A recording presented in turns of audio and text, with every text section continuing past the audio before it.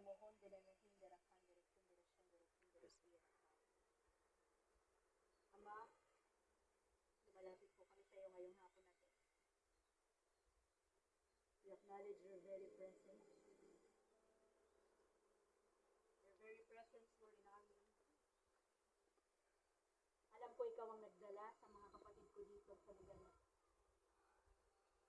Hindi po aksidente yung pagpunta nila dito, Lord. Alam ko gusto mo silang katagpuin. Banal na Espiritu, hinihingi ko po, nakatagpuin mo po yung mga kapatid ko. Bago pa man sila pumunta dito, alam mo na kung anong gagawin sa kanila. Nakaredy ka na sa ibibigay mo sa kanila. Nakaredy ka na sa healing na kailangan nila. So, Father, I am just declaring now yung streams of living water. Kung meron pong dry sa mga puso namin, Lord, we want to drink the living water na yan so that we will never be thirsty again.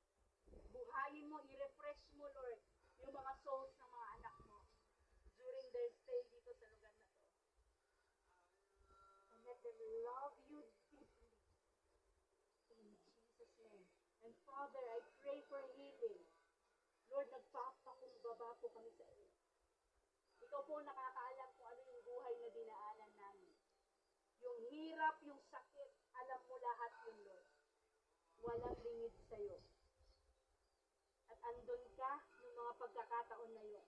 Kahit nagkakasala kami, nakikita mo kami doon. Patawarin mo po kami. At ikaw lang din ang nakakakita ng puso namin. Alam mo, ito po sinasabi ni Lord. Anak, alam ko kung ano yung dinanas mo. Walang lingid sa akin. Alam ko yung estado ng puso mo. Ito po yung sinasabi niya.